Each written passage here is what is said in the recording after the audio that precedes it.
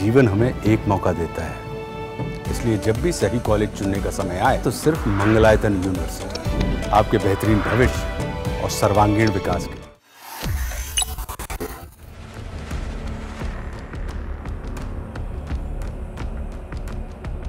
Yemen में भारतीय nurse Nimisha प्रिया की फांसी की सजा फिलहाल टल गई है। निमिषा प्रिया पिछले 8 सालों से यमन की जेल में बंद है और वहां की सर्वोच्च अदालत ने उन्हें हत्या के जुर्म में फांसी की सजा सुनाई है।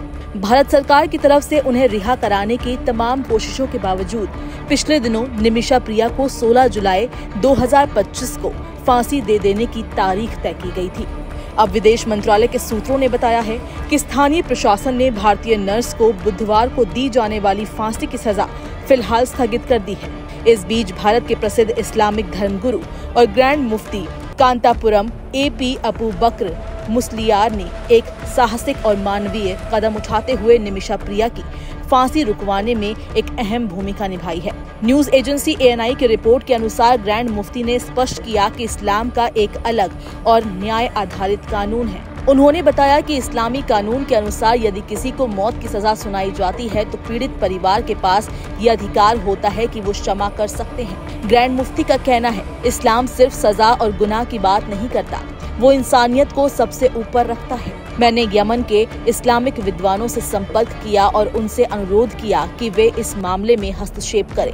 उन्होंने न सिर्फ मेरी बात सुनी बल्कि एक बैठक कर इस पर विचार विमर्श भी किया। उन्होंने ये भी बताया कि यमनी विद्वानों ने उन्हें आधिकारिक रूप से ये सूचित किया कि निमिषा प्रिया की फांसी की तारीख को फिलहाल टाल दिया गया है। उन्होंने एक दस्तावेज के जरिए इसकी पुष्टि भी की है। ग्रैंड मुफ्ती ने ये भी जानकारी दी कि अब इस निर्णय से पीड़ित परिवार से बातचीत का एक नया रास्ता खुल गया है। हम इस अवसर का उपयोग करके पीड़ित परिवार से माफी की अपील कर सकते हैं। ये एक बेहद संवेदनशील और मानवीय प्रक्रिया है जिसे ध्यानपूर्वक आगे बढ़ाया जा रहा है। उन्होंने ये भी कहा कि उन्होंने भारत सरकार को पूरे मामले की जानकारी दी है और प्रधानमंत्री कार्यालय को एक पत्र भी भेजा है। ये सिर्फ एक कानूनी प्रक्रिया नहीं है, ये एक ऐसे इंसान की जिंदगी का सवाल है जो शायद गलतियों के बोझ तले दब चुकी है, लेकिन जिसे एक और मौका दिया जा सकता है। आपको बता दें कि जुलाई 2017 में निमिषा प्रिया को यमन में एक यमनी नागरिक की हत्या के आरोप में गिरफ्तार किया गया था। वो व्यक्ति उनका व्यावसायिक साझेदार बताया गया। 2020 में यमन की अदालत ने उन्हें मौत की सजा सुनाई और नवंबर 2023 में यमन की सुप्रीम जुडिशियल काउंसिल ने उनकी अपील को खारिज कर दिया था।